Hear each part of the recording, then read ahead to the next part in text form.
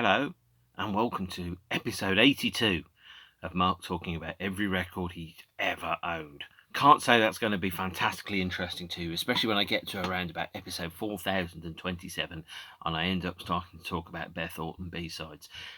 But today, it is Friday, 16th of April 2021, and I'm going to talk about the missing link in the career of the Pet Shop Boys. Two albums that they wrote and recorded and made with two female singers. Dusty Springfield in 1990 with the album Reputation, and in 1989 the album Results with Liza Minneli, and it's Liza with a Z, not Liza with an S, according to the rap on the track Don't Drop Bombs. So these two records are very much kind of like a secret missing link in the Pet Shop Boys career, and I completely understand why, if you like Pet Shop Boys, that they may have passed you by completely. When they came out, they passed me by almost completely as records, and it's only many years later that I got round to buying them and got round to listening to them and loving them, and I think the reasons for that were a couple-fold. The first one was, as I've said before, and at many other occasions, I didn't have a huge amount of money growing up, so I was very limited by what I could buy and when I could buy it and how affordable it was. The second one is that they weren't Pet Shop Boys records. They didn't have Pet Shop Boys on the cover. They didn't say Pet Shop Boys on the spine. And so as far as I was concerned, they weren't Pet Shop Boys records. And Pet Shop Boys alongside New Order, Iron Maiden, Depeche Mode, The, and probably U2, probably in my top 5 or 6 bands in the universe at that point. On a Friday night, by the way, I and many other people on Twitter take to watching repeats of Top of the Pops, which we weren't able to do last Friday because Prince Philip had died, but we were able to do this Friday. And what surprises me is when watching these back 30 years later is just how far removed from popular culture I was even then. There were, I think the second episode, I think there were 7 songs which were shown, and I knew one of them, which was Pet Shop Boys Being Boring. I didn't know the other ones. I hadn't even heard the New Kids on the Block track, which is This One's for the Children. I didn't even know that track existed. As Keith quite rightly said on Twitter, sounded like it was written by Flight of the Conchords as a parody of a New Kids on the Block song. And so for me, I kind of very selectively dipped in and out of what was going on in the pop charts at the time. And for anyone that wants to say, well, these days the pop music's awful, and back then it was good. These days it's all just shouting and grime and bullshit like that. Look, pop has always been crap. Popular music has always had a huge chunk of it that has absolutely sucked since the beginning of time. In 1990, it was old men like Elton John and Phil Collins, and some of the less amazing dance and rap tracks, such as Mega Bass, for example, who should have been called Rave Bunny. Those type of things. There's been a huge chunk of music that's been made at any given time in the entire of history that's always been rubbish, and I've always been oblivious to it. And I'm sure some of it is rubbish now, and some of it is great now. Now that sounds very much like me being Grandpa Simpson with a turntable, yelling at clouds and DJs, but that's not the case at all. What I'm trying to do is try and put it in a context around what society was and is. And so for me, these records, the Reputation by Dusty Springfield and Results by Liza Minneli, completely passed me by when they came out. I was dimly aware of the existence of one of the singles because when it appeared on Wogan, Pet Shop Boys were the backing band for that. But we have to go back a little bit and start from a chronological point of view. Now, the first release that the band did with anybody else in fronting it was obviously the Eighth Wonder single, I'm Not Scared, which later appeared on Pet Shop Boys' Introspective album. So that kind of gave it the stamp of approval right from the off. The first thing which Pet Shop Boys did, which was probably properly outside of that, is this here. Nothing has been proved by Dusty Springfield. To all intents and purposes, by the way, all of the songs and the singles that I'm going to be showing you are Pet Shop Boys releases with other people's names on the front and other people singing the lead vocals on it. This is a Tennant and Lowe original composition, written long before Pet Shop Boys were famous, by the way, and later adapted to be used in the soundtrack to the film Scandal, which I haven't seen, which has John Hurt in it, and John Hurt is always brilliant in everything, and it's got Ian McKellen in it as well, but it's got Ian McKellen with a spelling mistake on the back, because Ian McKellen wasn't that big a deal in terms of his acting power at that point. And the lyrics of Nothing have been proved, and are very clearly around the 1963 Profumo scandal, which sunk a government. Now, in these days, you can have some considerable scandals, and the government just go, yeah, well, we've all sat down, we've decided no matter what we do, how corrupt it is, we're not going to resign. This one here, there's some kind of alleged impropriety between a minister and a prostitute, and then all of a sudden it's the end of the universe, and people commit suicide. These days, they'd probably expect a pat on the back from Boris going, "What, taking after me, why don't you? Yes, jolly good show," which is just disgraceful, really. But no, I shouldn't be talking about that too much. Nothing has been proved is effectively an audio diary of the Profumo affair in 1963, I think, which resulted in a suicide and a disgraced government minister leaving office. And it's a great song. But what we will see is through all of the songs which were on both Results and Reputation, is that all the songs have a common theme around them. They have a lyrical common theme, which is around forbidden or impossible love, around being in a relationship that you can't be open about, and about not being fulfilled in the context of a relationship. And as we get through the records, I'll kind of talk about that in more detail, because I think it's a very, very clever move.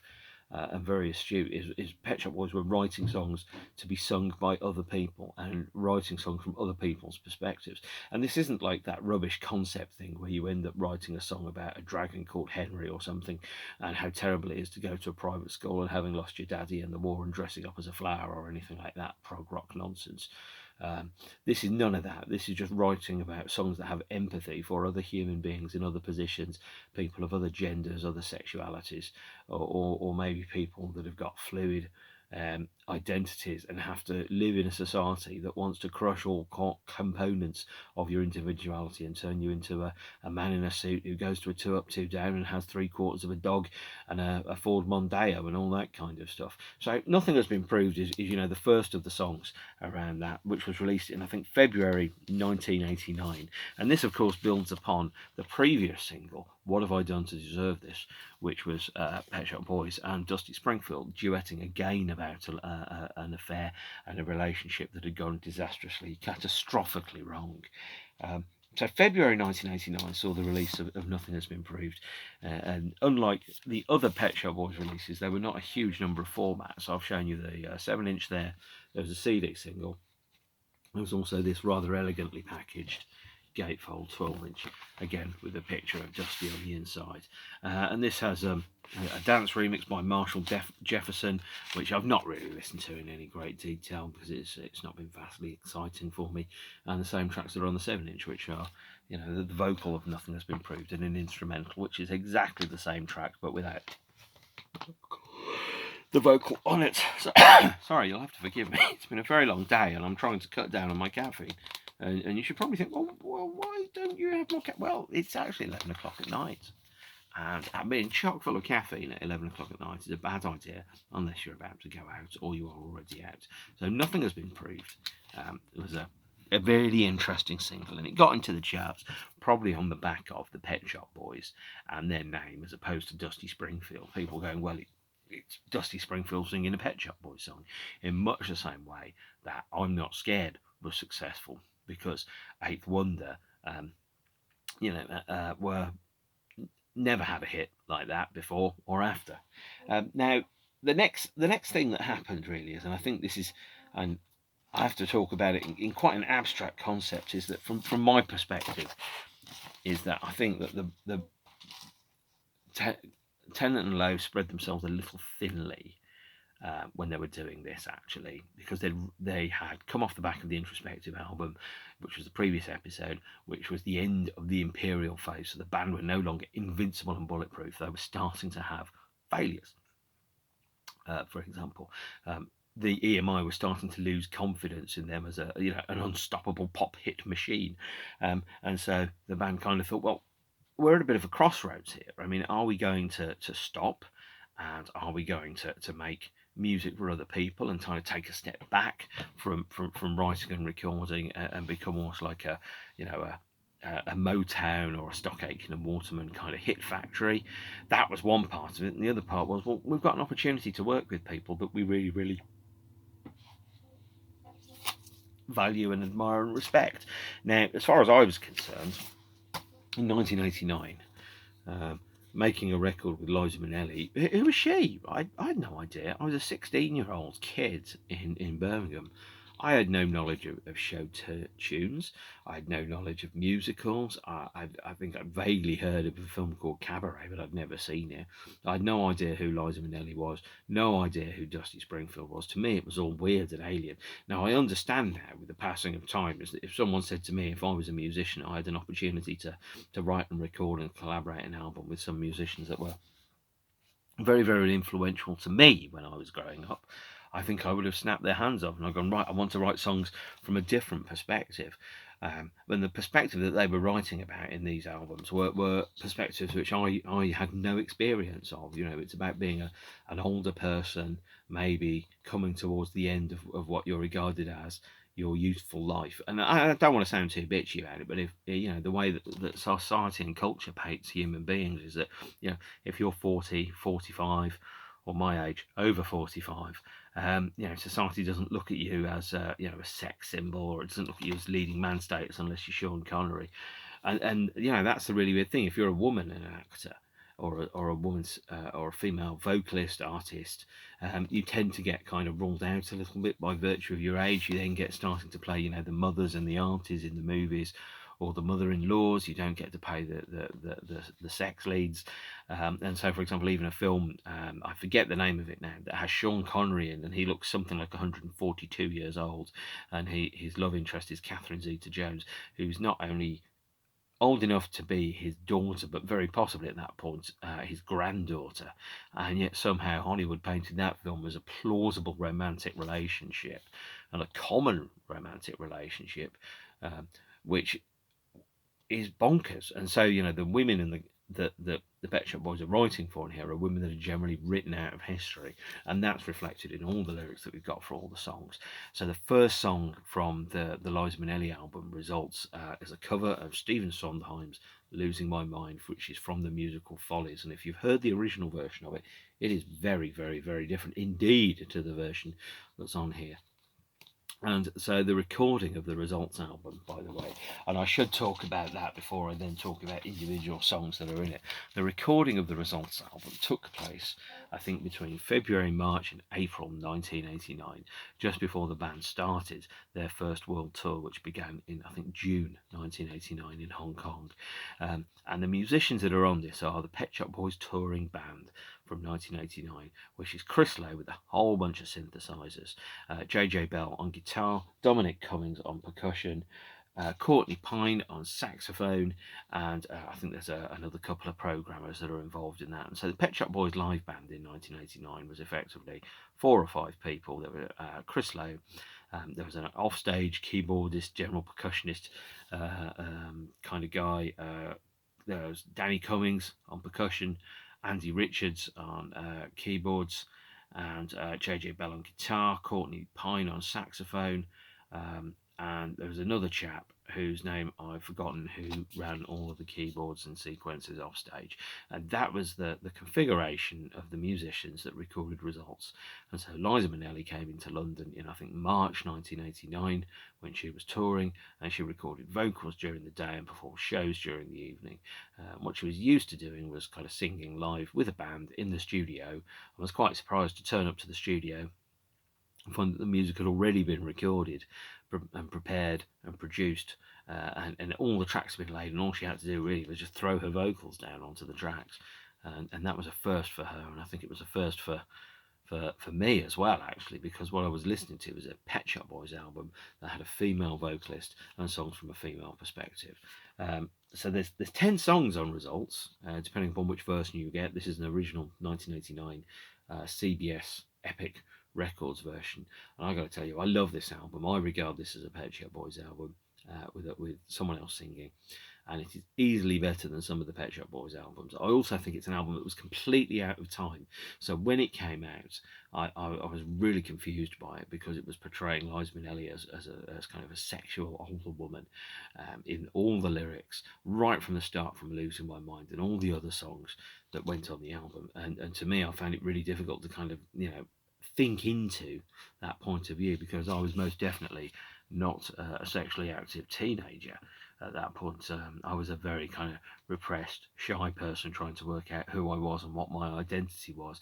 And as I've kind of alluded to in previous episodes as well, is that, also growing up in a relatively working class city, it was difficult necessarily to know if you could be honest about who you were, if you went a certain way or not. So all of the songs on this album follow a thematic concept, one which I've really only kind of realised in retrospect when I've been listening to it. Now, you can argue most songs are written about unrequited love or requited love or the end of love, and that's a very simplistic kind of approach, but there are basically three main templates to most songs, which is I love you, I want you, I miss you, and that is exactly what all of these songs are about right from the start. The opening track on it is called I Want You Now, which is a very strident, very assertive song around wanting to be in a relationship with someone, that person not being available for whatever reason that might be, and then the things that you as a person are prepared to go through in order to win that person. Even the chorus goes, "I want you now, and I'm not prepared to take no for an answer." And I'm prepared to take chances. It's a quite strident, assertive lyric. Classic track. Please do listen to it if you like Pet Shop Boys from around about 1989. This is the great Lost Pet Shop Boys album of 1989, and the album that I think probably EMI would have wished that they had made rather than given to Liza Minneli. But they needed to find their own path and make their own mistakes, so to speak. So I Want You Now, classic Pet Shop Boys track, and the second track, Losing My Mind, the one you probably know most of all. I remember watching it perform live on Wogan, of all things. Wogan, by the way, was filmed at the Shepherd's Bush Empire. So if you've ever been to a gig at the Shepherd's Bush Empire, you've been to the site of every episode of Wogan, as far as I recall, unless Wikipedia is lying to me. So the first single you will know is "Losing My Mind." Comes in lots of formats, and 7-inch, 12-inch CD, etc. Yada yada. I was poor, so I was buying 12-inch singles when they fell out of the charts. And this has an extended remix on the A side, which has got lots more Neil Tennant vocals on it, and it's got the standard pop mix on the B side. And "Losing My Mind" is this wonderful song from the musical. I think it's called Follies. And it's got, the sun comes up, I think about you, the coffee cup, I think about you, I want you so, and it's like I'm losing my mind. And every single lyric in it is around being obsessed with a person, an individual, an object. And sometimes I stand in the middle of the room, not going left and not going right. And if you've ever known that kind of life-changing love, the one which makes you write all the bad poetry that you hope nobody ever reads, and the one that makes you write all the soppy texts that you don't want anyone else to see apart from that person. That's exactly the kind of love that's in Losing My Mind. And I've been in the situation where I've loved people dearly and not been able to be with them. And sometimes that's because the relationship has run its course. Sometimes it's because the person isn't available, or perhaps life just gets in the way. If you live 108 miles away from somebody, really difficult to have a relationship. If you meet somebody and it's at the wrong time in your life or their life, again, really difficult to have a relationship. Lots and lots of stars need to align. It's almost like a relationship is like a key, and everything needs to line up for things to go through to make it happen. And Losing My Mind is very much around what happens when that person that you are incredibly keen on, and sometimes it's a real relationship and sometimes it isn't there and isn't able to be part of that. And if you think about I Want You Now, again is around unrequited love. And then the third track on this album is called If There Was Love, and it should be, by the way, the album opener, If There Was Love. It kind of sets this huge, huge tale around power, money, appearances, class, the subtle kind of case system actually that exists in the UK. And I remember when I first started in my first proper adult relationship with a woman from Wales. You know, my parents wanted to know that I wasn't going out with the daughter of a coal miner. They wanted to make sure that she had good earning potential in the future, which I thought was pretty crazy. I thought my parents would be quite happy that I'd met somebody that made me happy, but that wasn't all they were thinking about. You know, they wanted to make sure that I was going out with somebody that was of good breeding stock, or whatever phrase you want to use for it. And again, and If There Was Love is exactly the same type of song. It addresses very, very clearly, you know, the perceptions that people have. And you think about the lyric that there is in Say Hello, Wave Goodbye by Soft Cell, when I think about You and Me had to be the standing joke of the year. It's the same kind of haughtiness, the same kind of judgment that people who are outside of a relationship, who don't understand that relationship, are kind of passing around it. And I think, and if there was love, would that be enough? That lyric is very, very clearly, I think, around questioning, is this the right relationship? If there is love, would that be able to overcome all the other things which exist in a relationship? Because sometimes, even if you have a couple and they've got amazing chemistry, that's not good enough. All the other stuff needs to line up, you know, proximity, geography, culture, and all that type of stuff. And sometimes it just doesn't. You know, sometimes the world will tear two people apart because the world doesn't care, society doesn't care. And I think the other thing about this album is, and all the songs are around appearances, around, well, how's it going to look to the outside world? What's the outside world going to think? Is it going to let us be us? As you can think about, actually, it's a very coded kind of set of lyrics. Now, if you were gay, for example, it was difficult to be open about that at certain points in the 80s and 90s.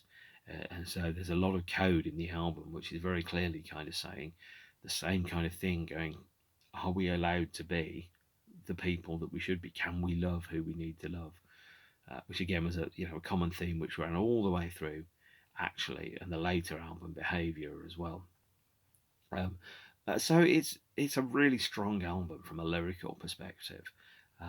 Now the fourth track on it is the second single. I think it was the second single, which fell flat on its bum. No, it's the third single. Fell flat on its bum, which is So Sorry, I Said. The reason it fell flat on its bum commercially, it didn't even dent the top 60, by the way, in the UK, because the B-side was I Can't Say Goodnight, which is on the album, and two remixes of Losing My Mind, which were available on an American 12-inch. So there was nothing new for people to buy if you bought all the import releases.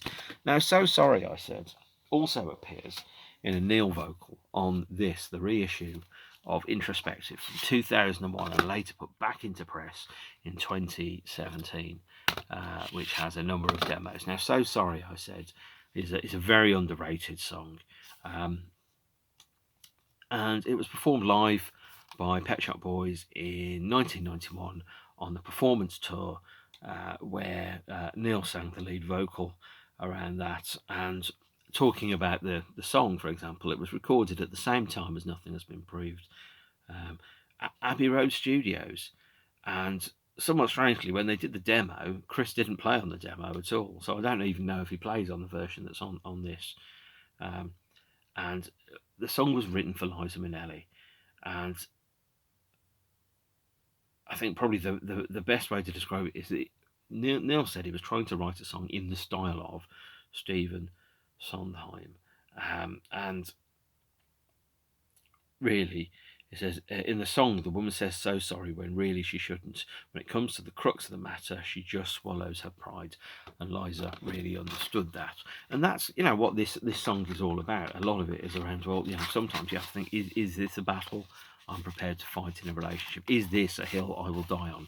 What hill will I die on? And am I prepared to die on any hills at all? Now, there are some hills I'm prepared to die on and some which I'm not. I'm not going to die on a hill about whether So Sorry I Said is any good or not. I just don't think it was good single material. It's great ballads. It would be a fantastically underrated Pet Shop Boys B-side, but it became the single from the album. So we bring the end of side one with Don't Drop Bombs. Now, Don't Drop Bombs was the second single from the album. Here is the 12-inch. Never understood that cover. Not quite sure what it's about. And on the reissue of the Results album, by the way, there are 9 remixes of Don't Drop Bombs on one CD. This song isn't worth 9 remixes. I think it's probably my charitable way of describing it. And this song is around, it's based around, you know, a woman who has a suspicion that her partner, whoever they may be, man or woman, is you know, hiding something from them, cheating on them, carrying on with other girls, using his expense account. Now, there's an element of going, well, is that what it was like in the 80s to be this kind of thing? And then that ties into the lyric that you've got from Rent, which is "I love you, you pay my rent." And then also around this is, you know, the concept of a financial inequity that exists inside a relationship. A man or a woman has more power than the other person because of their financial position or their role or their career or their perception that there is that sits around them. And then sometimes people that have that kind of power abuse or misuse that because they think, well, there's somebody that's going to stay at home that's not going to rock the boat. And, you know, the song is really a plea to don't drop bombs, don't go and bring shit out that you shouldn't be bringing out into the world. And it's a plea by someone who's probably feeling unequal inside a relationship that they should be treated with care and respect. As editors sang in Munich, people are fragile things. Be careful what you put them through, indeed. Now that brings side one of the album to a close. And what you've seen all the way through, all of the lyrics on side one of the album are very, very clearly a song that's about inequality in relationships, about having to hide who you are because fear of how society is going to judge you. Is that love requited or not? Is it acceptable or not? These are all things and themes which run through all of the albums, actually, which I'm talking about. Now, side two, flip the record over, ka-chink, that bit's not, that doesn't look so attractive, does it? So let's pretend I didn't do that. So we did that. Let's pretend not. Again, I don't like that photo. I don't know why it's on the cover of a record. But side B is a bit of a drop-off, to be honest. It's got a cover version of Tanita Tickerum's Twist in My Sobriety, and it is it's a blunt tool. You know, it's one of those things where if everything looks like a nail, all you have is hammers. And Twist in My Sobriety is a hammer. It's aged terribly, actually. It uses quite a lot of dated 80s production tricks, so I do not like it. But it's okay. Probably should have been a B-side, actually. And then there's the next track on it is Rent. Now, the version of Rent that's on here is rearranged for orchestra. And the orchestra is conducted by Anne Dudley, and it's arranged by Angelo Badalamenti, who did the soundtrack for Twin Peaks. And when Pet Shop Boys do a show with an orchestra, they've done 2 or 3 of them. They did a show in, I think, Salford for the BBC in 2012, and they did a Teenage Cancer Trust show in 2017 with an orchestra. The arrangement that they use when they perform Rent is the arrangement that's on this album. I saw the Teenage Cancer Trust show at the Royal Albert Hall in 2017 with an orchestra. It was unique and brilliant, and although it wasn't a standard Pet Shop Boys show, it was very definitely an experience that lent fully into, you know, the drama and the flair and the sweeping dynamics that exist within the songs. And the version of Rent on here kind of ties back to the themes that we've got in If There Was Love, I Want You Now, Losing My Mind, Don't Drop Bombs. It's about an unequal relationship. It's around financial inequity that sits inside that. It's around social justice and judgment, and when people are judgmental inside a society, around where you can't be with somebody, and I think the hidden subtext that sits around that is also around if you have to pretend that you aren't gay, for example, in society, because society is a shitbag. That's one of the things that runs through this as well. Is to an extent, the songs are sung and written to be sung by women, but they are very transferable in terms of their lyrical approach. It's a great version of the song, so I do recommend it. But what it does mean is it takes one less Pet Shop Boys original out of there. So up until that point, every song that you'd not heard Pet Shop Boys performing them if they'd written them. But this one has, I think it's got 5 new Pet Shop Boys songs on it. It's got a couple of songs which you've heard before. It's got 3 covers on there. And it's got 2 Pet Shop Boys songs sung by Liza. So it's got 5 new Pet Shop Boys songs, 3 covers, and 2 versions of old Pet Shop Boys songs on there. So it's really it really is Pet Shop Boys album in all but name. Next song, by the way, and the 4th single from the album is Love Pains.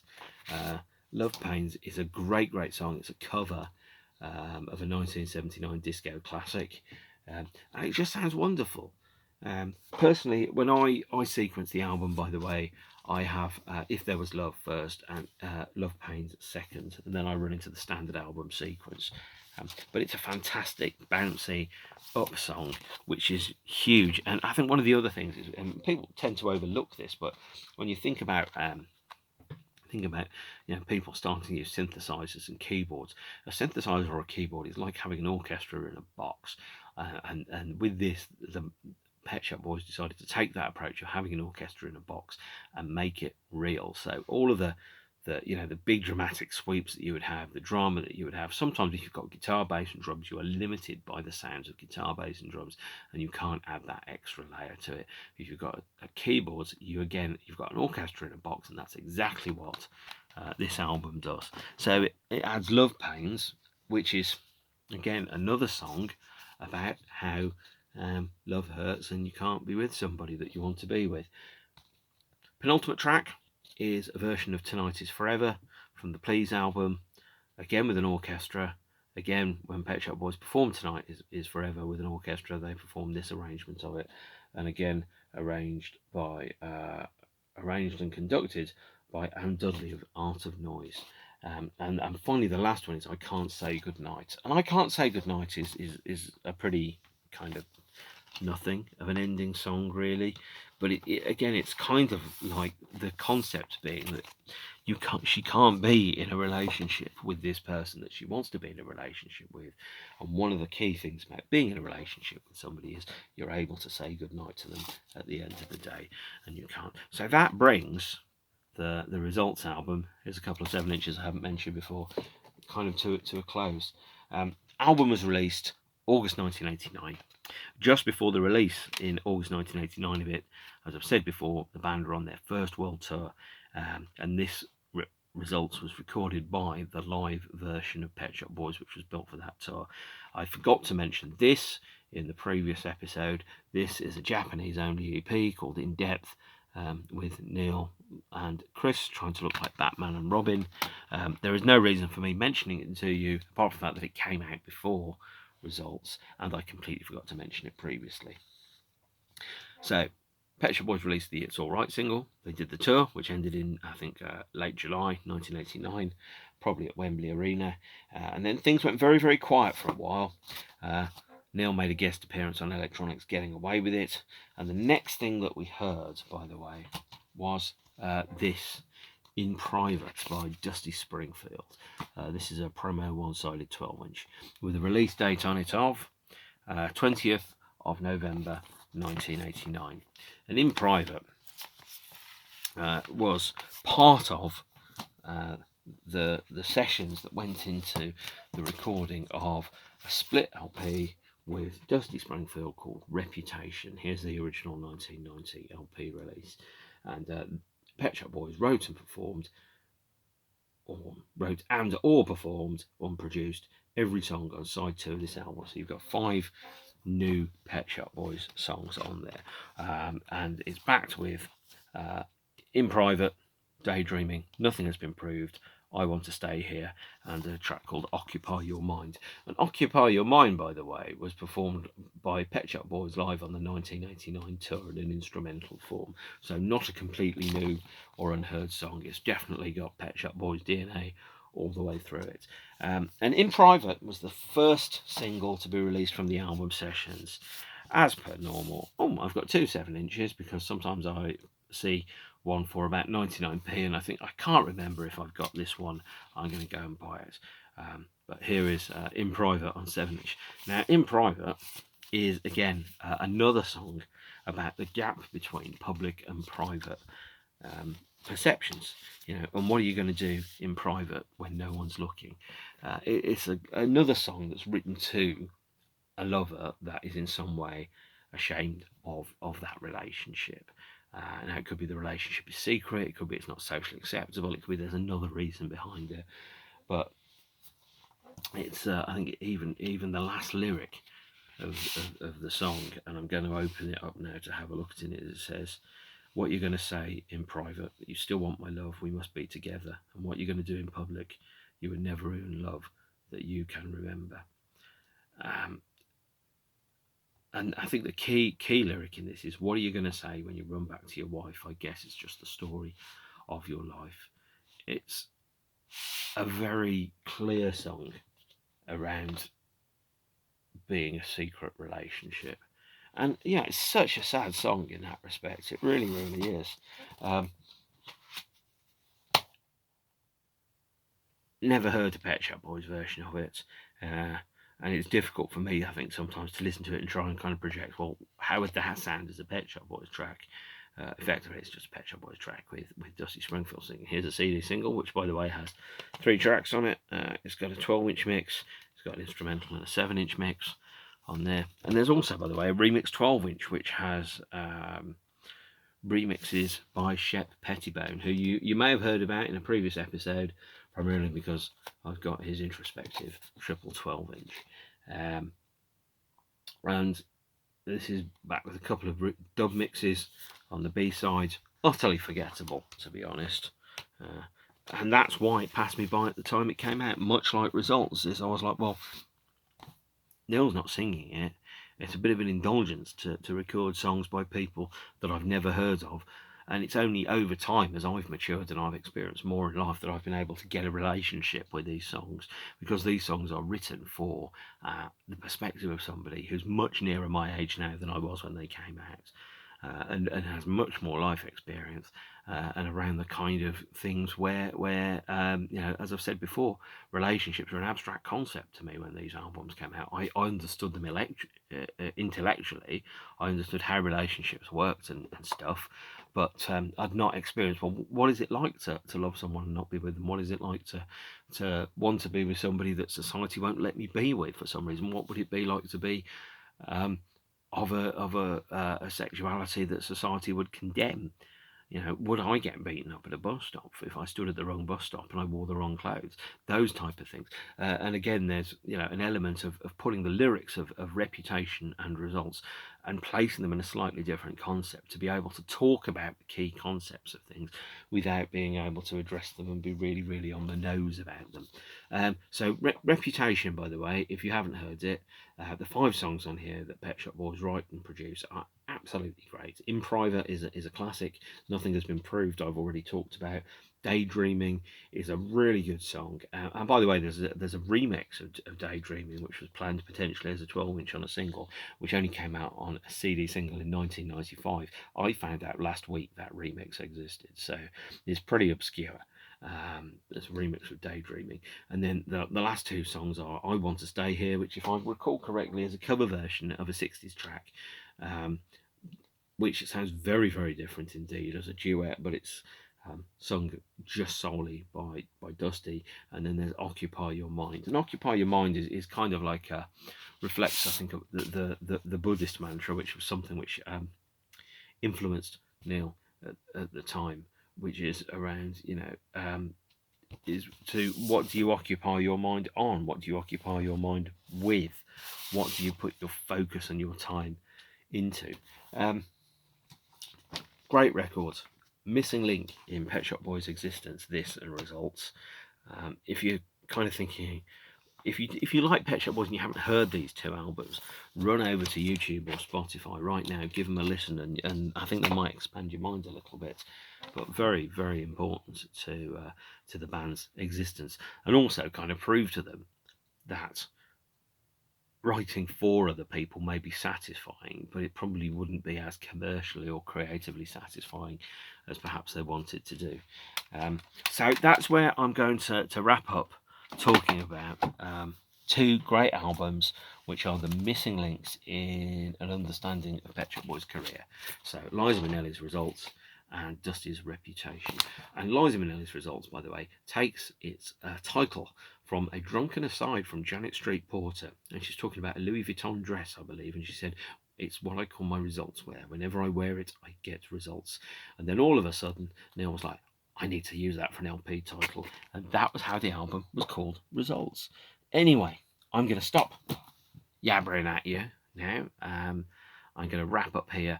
Thank you for your time and energy, and hopefully it's been not too boring, although I am aware that this is quite a niche subject which I've been talking about. The next time I talk about Pet Shop Boys, I will be talking about this wonderful beast here, the 1990 album, Behaviour.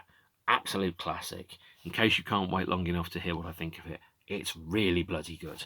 But that is a story for another time. There is no time to explain. We need to get into the car. I think that's about it, really. I'm going to wrap up here. If you've got any comments, queries, etc., put something in the comments box. If you've got something that you'd like to hear me talk about, again, stick something in the comments box down there. Aside from that, I hope you are all keeping well and taking care of yourselves. Don't forget, we are living in the middle of a global health emergency and a pandemic. It is not over yet. If you feel the need to sit on the sofa and eat lots of mini eggs and watch old episodes of The Simpsons, much like I have been doing, then by all means, give yourself a pass to it.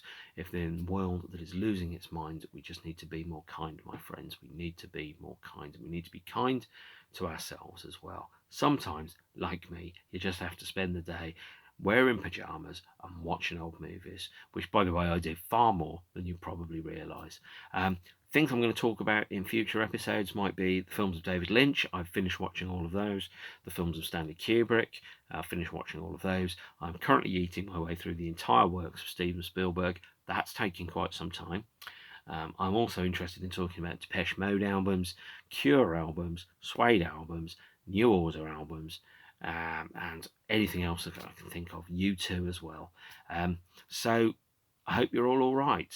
If I haven't seen you in person for a while, because normally I see you at gigs, I do miss you. I'm going to hug the fuck out of you when we have the opportunity. Then I'm going to drink. Then I'm going to sing out a tune to songs that I love, probably while crying. And that is going to be one of my best days ever. I look forward to seeing those of you who I know in person at a show or a pub in future. Those of you that I haven't yet met at some point, I'm sure I will, because the world is very small. It's just not walking distance just now. So take care of yourselves, and I'll see you all again soon. Bye.